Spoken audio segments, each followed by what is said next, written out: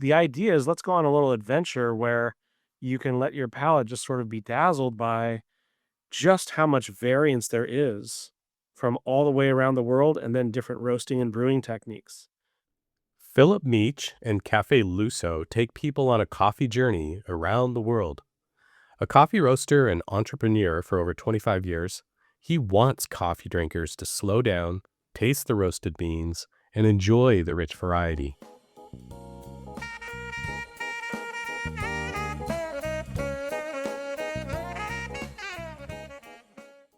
Welcome to the Washington State Magazine podcast, where we talk with fascinating cougs and hear about their journeys from Washington State University to all corners of the state and beyond. I'm Larry Clark, editor of the magazine. In this episode, Philip talks with me about enjoying coffee, the art and science of coffee roasting, and his lifelong love of the delicious beverage. How are you today, Philip? Doing great. Thanks for having me. I'm delighted to be here. Yeah, I'm really excited to talk to you a little bit about your journey, about coffee, and your business, and how you ended up doing all this. How did you get into coffee? What led you to this path? Well, it started a long, long time ago. I guess I've traced it back to when I was 8 or 9 years old. I grew up in Bellevue, Washington, near Crossroads. But every summer, I would go to my grandfather's and uncles and cousins' cattle and corn and wheat and alfalfa farms in northern Colorado. And like for summer break for 2 months. And it was good to be kind of out of the big city and into a very small town near Severance or Windsor, I guess today would be the biggest town. And we went to my grandfather and I almost every day, maybe every other day. He was very patient with me and kind of went along with it. But we would go to this diner every morning, just about, and for pancakes. And he always had a cup of coffee, and it was the type of small town USA diner where if you turn over your mug, because they're always on the table, the waitress will come by and fill it right away. And like your grandpa's cool, and whatever your grandpa does is cool. And so when you're an 8-year old boy, you want to be like grandpa, farmer and wise and experienced in the world and funny and all this. So one day when he did that, I turned over my mug. Now, in a small town USA, in a farming community where you're used to driving combines by the time you're 10 and John Deere tractors in and out of ditches when you're younger than that, or doing the hay baler when you're 12, if you turn over your coffee cup, it's going to get filled without any questions. So that happened, and I don't really remember the taste, but it was more about just doing the thing with grandpa. And so I did that and then just kept that up all the way through high school. And in the meantime, I was in theater in high school and getting ready for the 6 a.m. Makeup and costume call for the first period class. One of my dearest friends brought an espresso maker into the theater. And one morning I look over and I hear this sound that sort of sounded like paper tearing or something like that. And he was just steaming milk. And I thought to myself, what's going on over here? This is like 1991. And he said, "Oh, I'm making espresso." And I'm like, "Well, tell me more." So that was my first sort of introduction to coffee made on demand, made expressly for you, one of the origins of the term. And I don't know what about it. I was just so perplexed or curious or excited or whatever it was. So then I started talking to him about coffee, and his grandmother got him into coffee. Anyway, we, as drama, nerds would go to Seattle's first coffee house in the U District, the last exit on Brooklyn, which is open till 2 a.m. every night, and that was really where, in 1991, I saw my first commercial espresso machine in use, and what I remember about it was the machine was not between you and the barista, but it was sort of off to the side, and you could see the whole theater of an espresso drink being made, the milk steaming, the shots pouring, emptying out the portafilter, reloading. It's kind of like a coffee version of being a bartender. And there was something about the drama of that that really pulled me in. So I started getting to know all of the drinks and trying to learn more. And as soon as I got my driver's license in 92, I started applying to coffee places everywhere. Took a while, but ended up as going into my senior year of high school that I got a near full-time job, 30 hours a week or so, because I only had 1 or 2 classes left to do to complete high school. And then I've been working professionally in coffee for the last 31 years. That was the introduction and the hook into coffee. But then wanted to, my career choice was going to be medicine. And the sports trainer at Sammamish had just graduated from WSU. I came to find out that WSU had one of the top couple, two or three programs in the country for sports medicine under Mark Smaha. So I only applied to one college in the entire United States. There was one college I wanted to go to, and that was WSU. And so that brought me to Pullman. And then you got to Pullman, and what changed your mind? You were going to pursue sports medicine? Yeah, and I did for about the first 2 years. I helped open the first Starbucks in Pullman in December of 1995. So I've never stopped working in coffee. It just kind of wouldn't let go. I was taking all the courses, anatomy, physiology, kinesiology, getting involved. And about halfway through in 1997, I was working out in the Palouse Mall at a place called Eric's Cafe or Eric's Espresso, right at the main entrance. And I took a job there, running the coffee bar. And about that time, he introduced me to a friend of his who had just started a professional roastery in Lewiston on the old Spiral Highway. So I got more and more curious. Like, I've been working in coffee for 3 years, but I've never really known anything about roasting or the equipment or what that looks like. He said, "Come on down, I'll show you." So I go down one Saturday. I think it was in October of 97. I opened the door, probably about 1,000 square foot building that he had built onto the side of his property.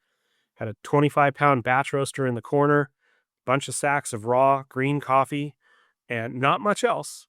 And I walked in, and it was the first time that I think I'd seen a batch of coffee drop from a roasting drum into the cooling tray. And there's a little bit of smoke in the air, that wonderful aroma of freshly roasted coffee. And it just hit me like, what, what is this really all about? Because I need to learn more. And the taste of the coffee was, I just couldn't believe how good it was. And I felt like here's somebody who's doing something that's really craft, and it's a lot of art, and it's a lot of science, a lot of process control and QC, but a lot of leading with your heart and specifically your palate, because for all of the technology, it still has to be tasted. And as a beverage, you're trying to create something that a whole bunch of other people would also enjoy tasting. So I told Gary, I said, I've got to, what can we do? How can I learn? And he was picking up wholesale clients, but didn't have a background in preparing coffee or educating. So I started going down there, I think on Thursdays at 5 a.m., 4 a.m., something like that. It was early, oh, dark 30. And I would train his wholesale customers in coffee preparation that I had been doing for the past several years. And then he would show me what he was learning about roasting. And so that was the beginning of understanding how to work with the seed. We call them beans, but they're really seeds. It's a stone fruit. It's Coffee is really like a Rainier cherry or a Bing cherry, except here in the States, we typically throw the seed away and eat the fruit. In the coffee production world, you pretty much dispose of all of the fruit and the mucilage and the mesocarp and all of that, and you retain the seed, wash it, clean it. We can get into more of that if you want. And then you roast it, and then you grind it, and then you run water through it, and then you get what essentially we call coffee.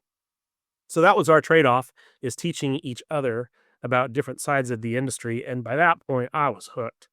And I told my parents, and we made a quick plan to try to open retail coffee houses. I was gonna transfer, back to the Seattle area, somehow finish up a degree somewhere at night school, but then open retail coffee bars. End of the story there is it fell through, but it was too late. I was too deep into coffee, too deep into roasting, and I had to find out, is there a viable way to participate in this as a career? And this is very, 25 years ago, 26, 27 years ago is a very different scene than what it is today. Micro roasters everywhere, very prolific all over the country and now all over the world. But back in the end of the 90s, there was probably 4 or 5 roasters in Seattle. I basically said, I got to do this. I started taking some business courses, accounting, stats, law, and I was really into that. So kind of made a little pivot and stepped away from the pre-med program, which was incredible, by the way, and into the business program, and then ended up specifically with a concentration in corporate finance. All the while while working in coffee. So I kept working for small coffee bars, kept apprenticing, kept researching, reading everything and anything that I could get my hands on. Obviously, the internet was around, but I think we were on a 56K modem, so some of the downloads were a little slow there in 1997. I was just a very voracious reader, so anything that I could find, I just wanted to learn and educate and keep tasting, keep experimenting, and I could see that my heart was in it. And ultimately, I wrote a business plan in May of 1999, coming out of my junior year and going into my senior year. And my mindset was pretty much I think we could start something like this in a garage, minimal investment, maybe 10, maybe $15,000 at the time. And if it fails, hey, that's okay. You can in entrepreneurship, the failure rate's pretty high. I think it's 9 out of 10 businesses do not make it past year 5. So it's daunting, and if you think about it too much, you might be discouraged. So I didn't think about it too much, and I just kind of followed my heart there and wrote the plan and said, "You know what? Hey, if a year goes by or 2 years goes by and it fails, start over." And you can try something when you're 25 and you can fail and you can start over. And you can be 30 and you can fail and you can start over. You can be 40, you can be 50. If you're 50 and you're still thinking about that dream, you can start your company at 55. And if you fail, you can start over.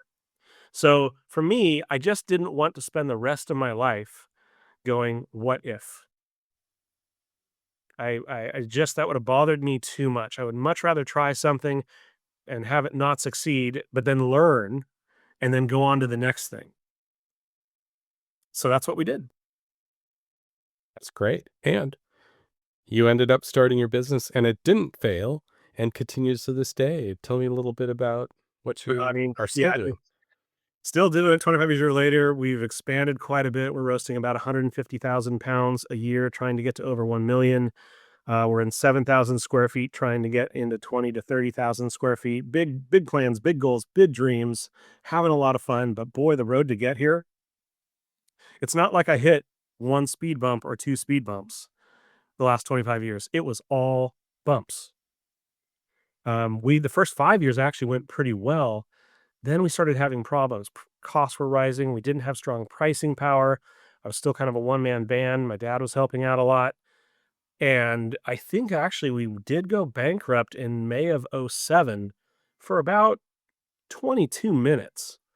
And then by the end of the day, a customer that we've been talking to came through and said, "We want to switch all of our roasting to you next week." So we're like, "Wow, we'll just take that as a strong sign from the Lord that we need to keep going."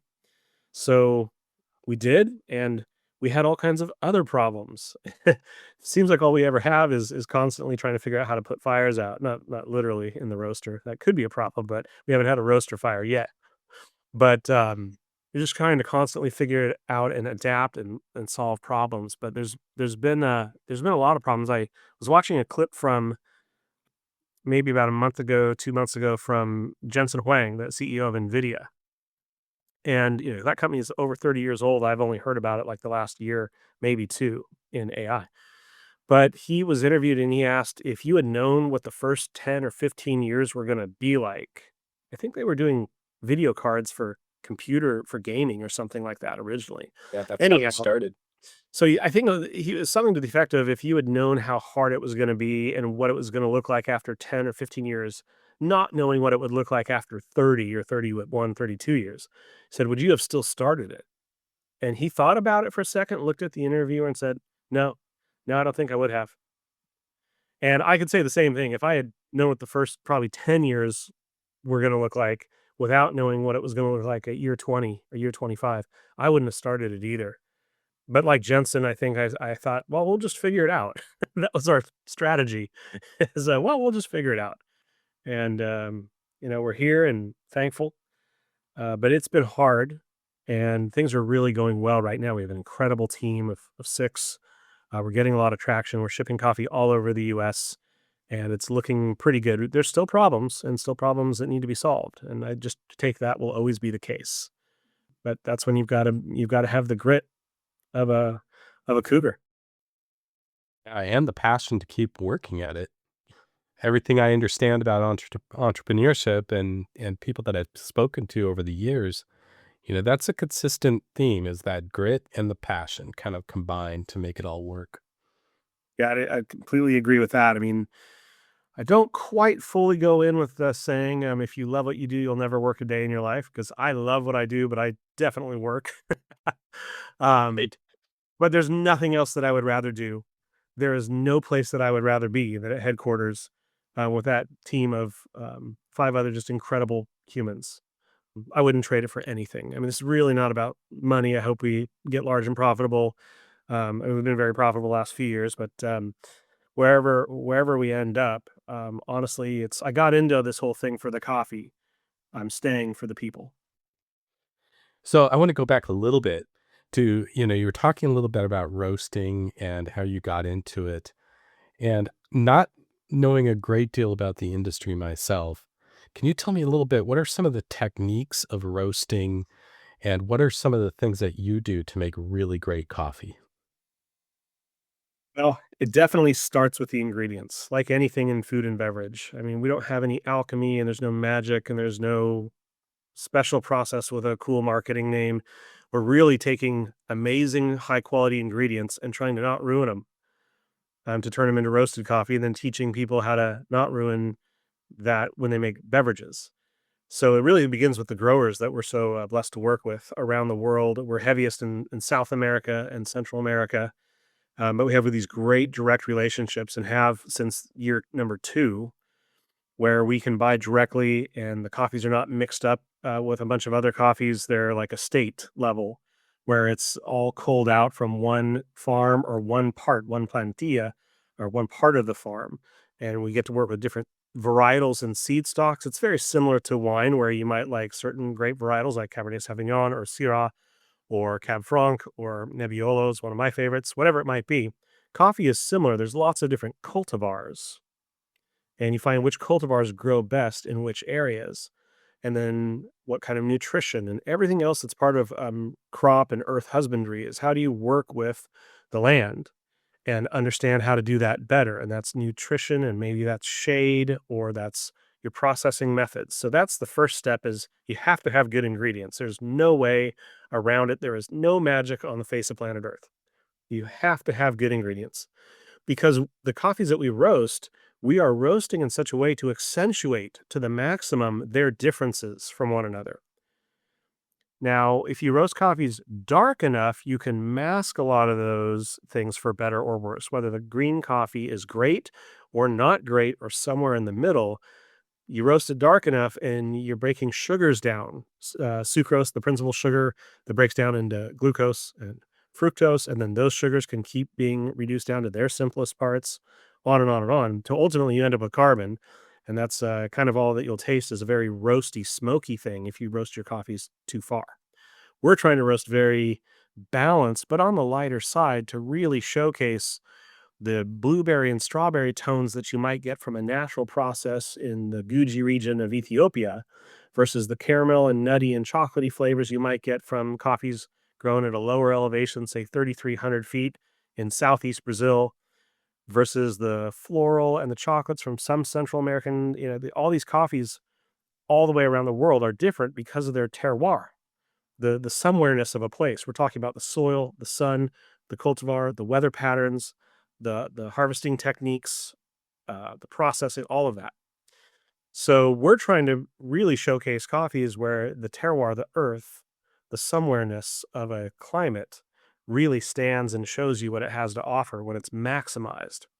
So to that end, really good ingredients go into the roasting drum, which is coffee roasters are on average mostly something like a clothes dryer. It's a spinning drum thing. It's usually metal. Ours are cast iron. Some are Schedule 40 mild steel, high carbon steel. Some are pure stainless steel. There's lots of different materials.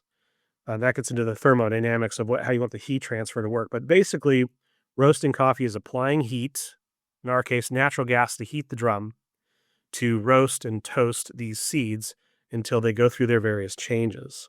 And that size changes mainly until it, after about 10 minutes, goes through a popping mechanism visibly, audibly first. You really hear it sounds like popcorn. Same thing is happening as popcorn. You've got moisture inside that ultimately fissures except instead of getting something that is cloudy and puffy and white, the coffee just grows by about 25% and it starts going through its main color changes from green, yellow, orange, then light cinnamon stick, and then various shades of brown, and then mahoganies and darker and darker. And then that's really where you develop coffee and you're really working with two things. We say coffee roasting is about primarily about two things. It's about the sugars in the bean and the airflow in the machine. And modulating and regulating that hot air and the velocity of it and the incoming temperature up or down and all these other things at our control will affect how the sugars interact and what other compounds break down and what other compounds form that are very tasty. So in the Maillard reaction phase, it's very similar to cooking a steak where you're putting some color on the protein and you are breaking down some fiber, some components, but you're also creating new things that didn't exist before that we register as tasty. And that is very fast, very high level scope of roasting coffee, but it's really comes down to what are your ingredients are you working with? And then is your heat transfer even, or are you getting like a microwave corn dog dinner where it's frozen in the middle and really ripping hot on the outside? So uniformity of energy transfer is very important. And that's really what controls what potential are you coaxing out of the bean? What nuances are you preserving that the farmers work so hard to cultivate in so that you can express them out and teach everybody else how to present those to the world or to a friend or to themselves? That's fascinating. And then it's, you mentioned the comparison to wine and everything that I've, talked to people about with wine, terroir, the somewhereness of it, like you described. It's very similar. I think, fermentation too, in its own way, has that, art and science to it. So it's fascinating to hear about the roasting coffee in those same terms of, the process and the ingredients and really delivering something that speaks to the original ingredients. I love hearing about the roasting. The first time I ever visited a roaster, I was living in Olympia. I went to Bad Dorf and Bronson. It was, I think, the first time I smelled freshly roasted as they were roasting. Yeah, it's really something. The aromas are well, they say that the human taste experience is about 80% smell.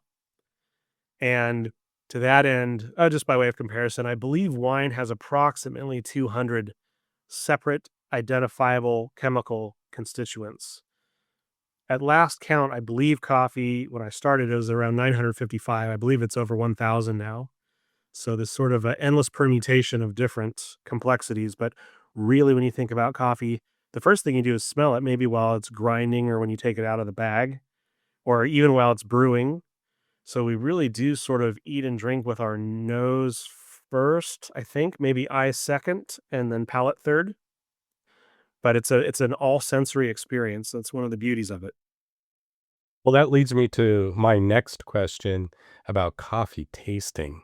And I know at your cafe, you have tastings, if I understand correctly. Yep, that's right. So I just wanted to ask a little bit about how does that work? If people come and they want to taste, say, a flight of coffees, Sure. how do you walk them through that and how do they do it? We usually take 4, no more than 5 coffees at a time, and primarily we work with single origin, so coffees from a single country or a single farm or single part of that farm, as opposed to blends, which are beautiful and wonderful. We do mostly blends.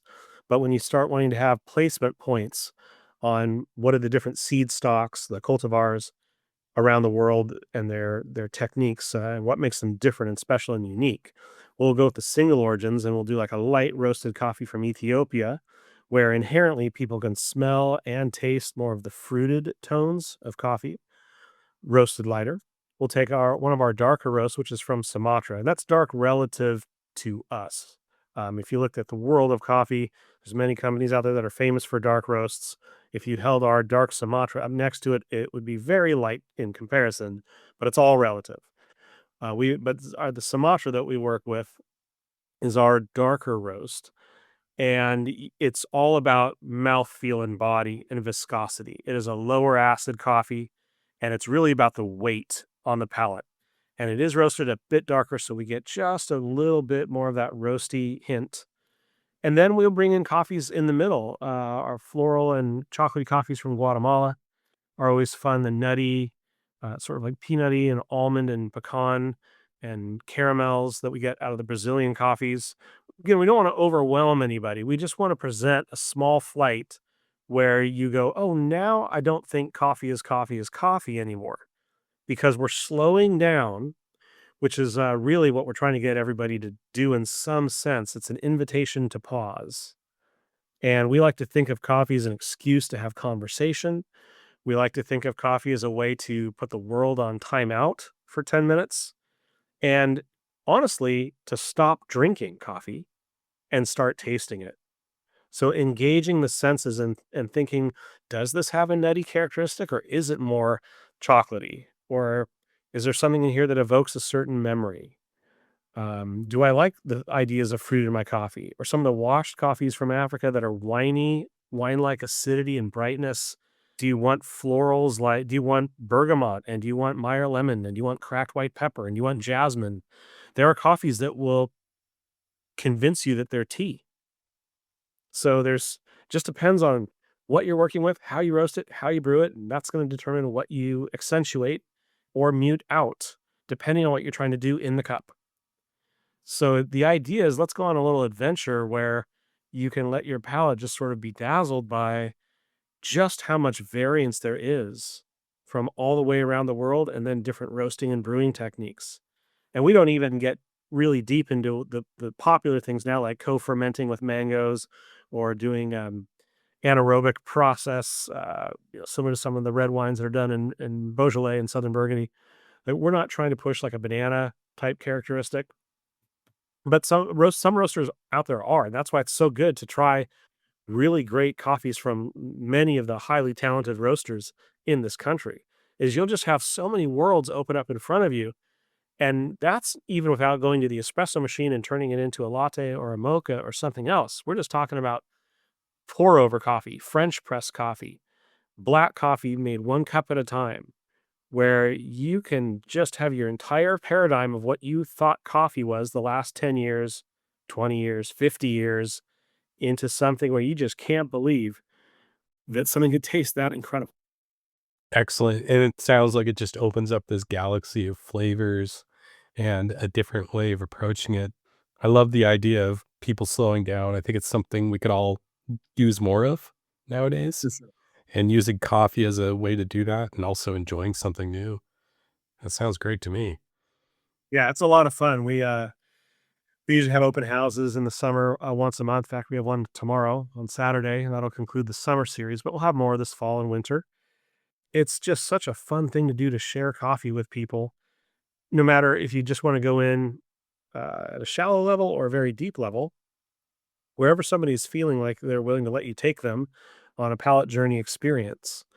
Very similar to getting into microbrews or wines, or we've got a lot of distilleries in the Northwest now, gins and vodkas and all these things. It's just such a treat to be able to work with great ingredients, create a truly memorable cup, and then share that and catch up on life. Yeah, certainly. So, how can people get in touch with you, go to some of these tastings, sign up for it? The easiest way is if you do a search on your web browser for Cafe Lusso, Caffè Lusso, which means luxury coffee in Italian. And we post our events there. Or if you're on Instagram, same thing, Cafe Lusso, Caffelusso. You'll see our trademark lion, our logo. And we post through our email distribution list. We post on social media, Facebook, I think, as well. And that will let you know like what events we're hosting and when they're going on. We don't charge for them. They're always free to the public. We just like to take people on the journey, and they can find out kind of what we're up to and what ingredients we're working with, and everybody gets to have a memorable experience because we're trying to nurture the idea of staying curious. Even if you found your favorite coffee 20 years ago and you're never going to switch, that's great. But we are just trying to have a lot of fun in this huge sandbox and share that experience. And you might your taste might change and you might kind of find something you never thought you would have liked. I would imagine that anybody could find something new, and keeping an open mind is always great when you try new things like that. A lot of us, we have a grinder at home, we may have an espresso machine, French press. What advice would you have for people who really want to kind of enjoy, say, the coffees you roast or other really good coffees at home? Is there any advice you'd give? And I mean, certainly education helps. We publish brew guides on all of our coffees on our website. So if you navigate to cafelusso.com and you look at either the blends or the single origins, whichever coffee selection, we'll make recommendations in there about we think that you should use like this kind of a brew ratio. Like if you're grinding and brewing by weight, which most people are starting to do now, where you weigh the coffee on a gram scale. And so maybe you're going to make, what's called an 8-cup French press, which is really enough for like 3 big mugs, right? It's like 32 ounces. We'll say we want to use a 16-to-1 ratio. So that would be 50 grams of coffee. That's the one part. And then the 16 multiplier is 800 grams of water. So we would weigh both of those as we combine them and then wait 4 minutes and depress the plunger. Espresso, similarly, if you're using 18 grams in, you probably want to halt the extraction at around 30 to 35 grams out. And we have ways to approximate that. We spend a lot of our time fielding these kinds of questions. They come in all day long through the email box, through the phone. Sometimes people stop by and we'll just do a quick brewing demo if we can. But I would say in these last 25 years, one of the things that has pleasantly surprised me the most is how these questions never stop coming. More and more people are getting into great coffee all the time. We're trying to remove any sort of weird snobbery or elitist attitude. We're trying to make it where there's no intimidation factor, and this is really all about you getting a better cup of coffee at home. So finding out what you like, what you're going for, and then how do we pick the coffee, pick the brew method, and pick the ratio and the recipe to land the plane where you're trying to end up. So YouTube is also your Great. friend. I mean, the internet is a very dangerous place. There's plenty of false information out there, but there's also just endless amount of talented teachers and tutors. So I do recommend hunting around online for. There's some very James Hoffman is very well known, well regarded these last 10 years, publishing lots of high quality content. Lance Hedrick is another name that comes to mind, where the information's out there and it's for free. And I recommend that people take advantage of it. And then you can control how deep into this world you want to get and at what pace. Because at the end of the day, for us, it's a lot about fun and camaraderie and experience. Coffee, like the world of wine, you'll find out quickly enough, has all these rules. It has to be this temperature, it has to be this brew ratio. There's all these rules. And at Cafe Lusso, our first rule is don't be ruled by the rules. It helps to have some structure and a starting point, some guidance, like, everything in life, but you don't have to try to become a master after 20 minutes or a week. So it's really, as many things are, it's about the journey and not so much the destination, but you want to get to a good destination too with your daily cup of coffee. So lots of good resources out there. Again, you can always contact us and we'll point you to any further specifics. It's a lifelong process. I mean, like I said, I started about 31 years ago, and every week I learn new things about coffee. We're constantly trying to study it, work with it better, with the same ultimate end goal of like end up with this crazy result that you just can't stop sipping. That's wonderful. Well, thanks for joining me today, Philip. I really enjoyed learning more about coffee and hearing your story too. Yeah, well, thanks very much. It's always great to connect with fellow Cougs. I remember my years there from '95 to spring of 2000 very fondly. I would go back in a heartbeat. I love recommending WC to everybody. It was such a wonderful time, so many good experiences, so much great learning, so much fun. I just can't imagine how it wouldn't have gone anywhere else. Thanks for listening. Links to Cafe Lusso, coffee tasting tips, and more are in the show notes.